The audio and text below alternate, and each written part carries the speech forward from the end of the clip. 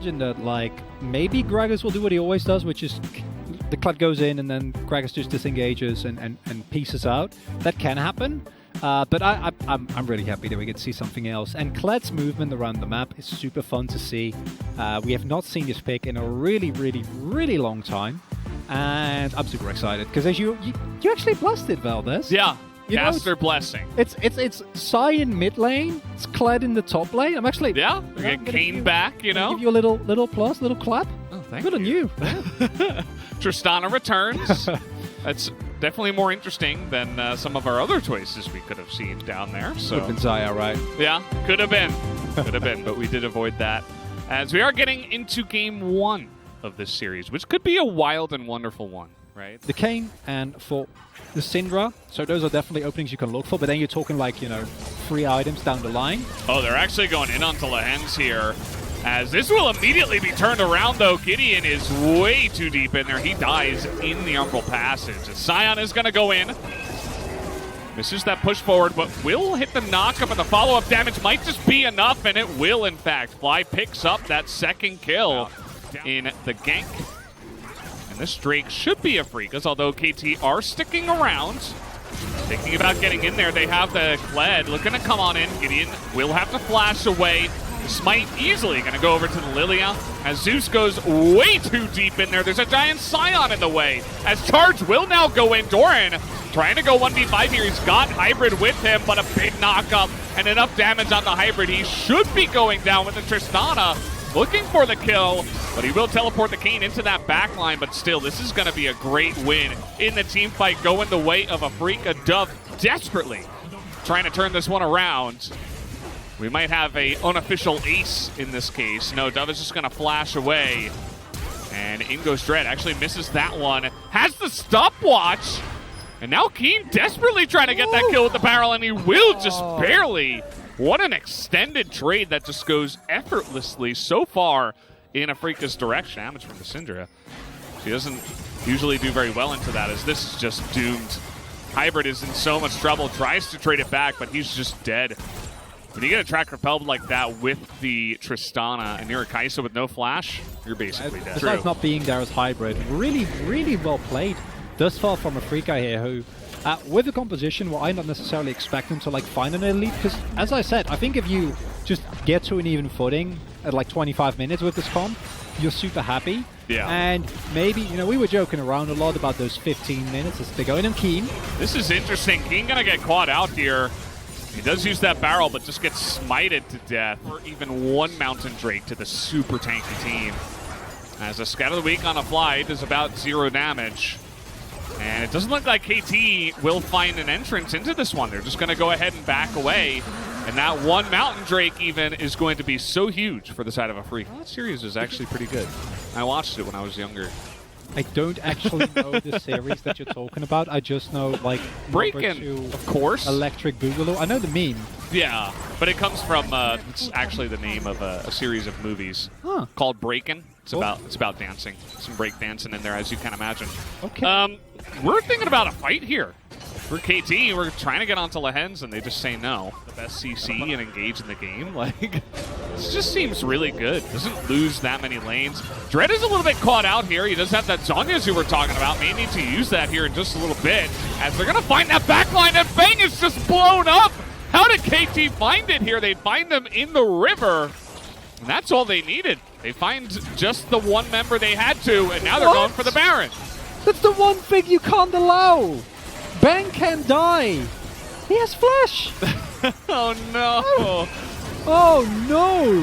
All right, well, the re-engage is going to come in here, and Dove is just going to die.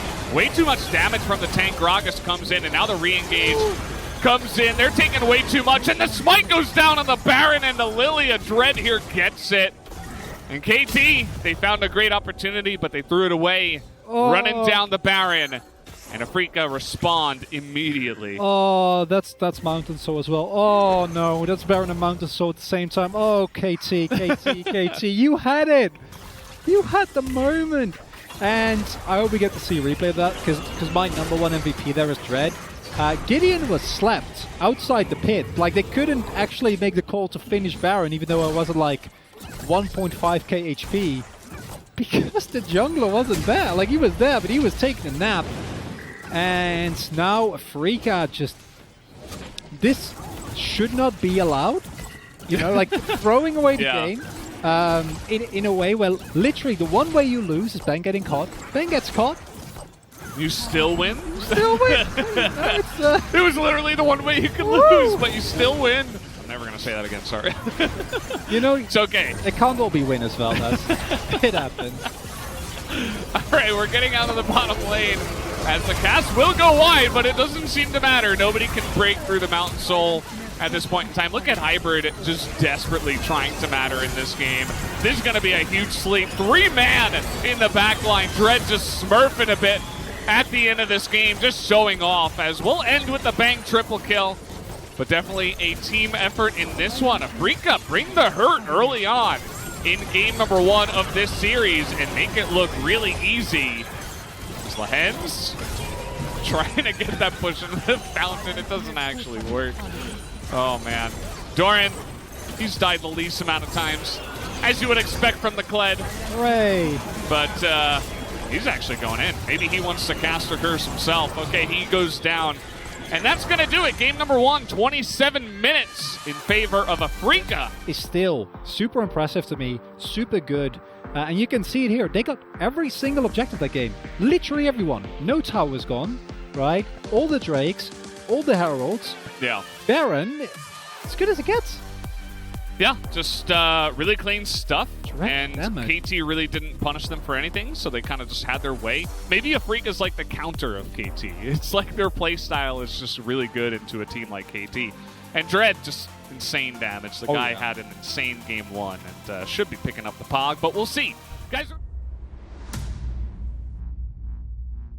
Again, your straight-up team fighting will be good enough, just because of like how the champions stack up against each other. Nidalee, Syndra, none of these are champions that are like super happy if they don't have a front line, and you're like kind of forced to 5v5. So then you're looking at Irelia in the side lane. You do have really good like side lane pressure with Killer Instinct and the heroic entrance, right? So that's nice. But if Keen falls behind this game, I don't know how you win the game as a Afrika Freaks. And after like what felt like a super solid all-around team comp from Freeca, this feels much more risky, and with Freeca, risky is not good.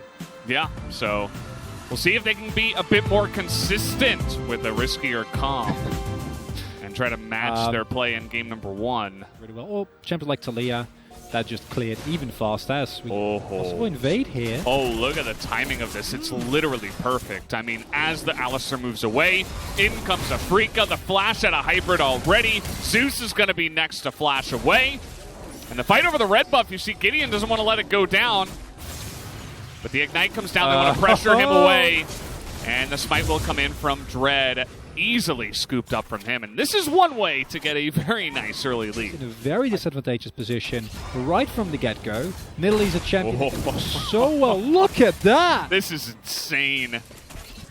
Oh, man. That's just like, you can't sustain against that kind of damage. The potion's already gone on Hybrid. He doesn't have flash from what we have seen before. Dread thinking about coming on in here. The Scout of the Week is going to land. The Spear is not flashed.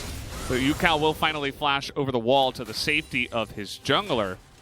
And they're invading on the red buff again. I mean, this is pretty relentless. I think they can do this. Bang doesn't have Killer Instinct, though. Oh, good engage comes in. Nice taunt positioning from Lahens, but it does look like Freeca needs to get out of here and quick. As they're just trying to survive. Fly still has his flash. Everybody is flashing on. As Yukao picks up 1 by 1. Here comes the teleport now from Keen as he's trying to get in there. Dread will be the first casualty, but Aurelia will be fantastic in this corridor. Able to pick up another kill there for Fly as well. And we're just starting the Rift Herald. All right. Everybody piling in now. Bang isn't there. Both of these teams want to find the action, and as you mentioned, Bang is not here, so KT, they do identify that. That's a big spear, and Keen's got a good angle for the Vanguard's edge. He's thinking about it, but the Smite is going to go the way of Dread. We're back in the game. It's a pretty key moment. Keen, get the, yeah, okay, he got it. He got it. The flash comes in, and we're just right into the action. Lahens is just dead, and Doran gets a massive knock into the wall. That might just save them as Fly just runs in and dies.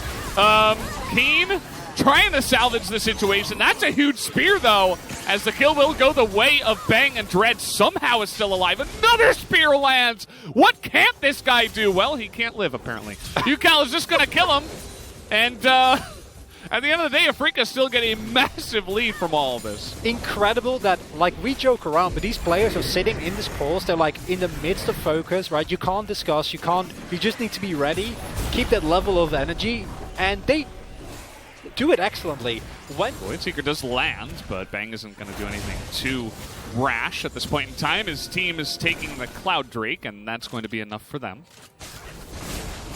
And the good thing for this, about this for Afrika, is that if you're in the opposite situation where these early Drakes go to KT, getting pressure on the silence hard as they're going to go for this. Lance is doing a great job of keeping his teammate alive. Fly getting a little bit caught up there on the top side. Lehens with the flash is able to get out pretty much unscathed.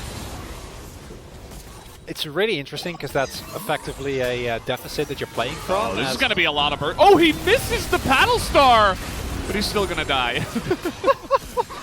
Doesn't matter. Oh, and now Bang is in an awkward spot here. Actually, he's going to turn the tables here as the wallop does miss. He's going to have to gnar Bang away, which is definitely pretty annoying here for Doran. For Afrika is that if you're at Soul Point, you don't even need to take the Dragon, but if you have pressure in the side lane, you can actually make it work as maybe collapse, but don't want to go for it. Yeah, response teleport, but now Dread is in such an awkward spot here. He's going to flash away, and in it comes. Keen is getting deep onto the front line of KT, and Hybrid is totally isolated on the bottom side. He's going to have to dash away, but now they're just totally routed. KT, they're going to have to run away from this one. Only Zeus is going to get caught here. Gideon is just running straight at the Nidalee. Not sure about that, buddy, because you're just going to get chopped down. And the rest of KT will just have to run home with their tail between their legs. The Baron is available. 20 minutes just passed, and it looks like they want to go for it. And Afrika Freaks are playing like the team that we thought they could be, right at the beginning of the split, and we haven't really seen that. See, maybe they can get some picks. Doran's like, I can't even push up past my turret at this point. I don't even think the turret really keeps him safe for a long time, Val. Yeah. That's a low turret right there. Bang's getting in there. He's going for the 1v1. He nearly just chops his head off. Basically did. Body's still running away. This is the point of the game where you're like, yeah, Afrika is this fed. That's good to know. And honestly, I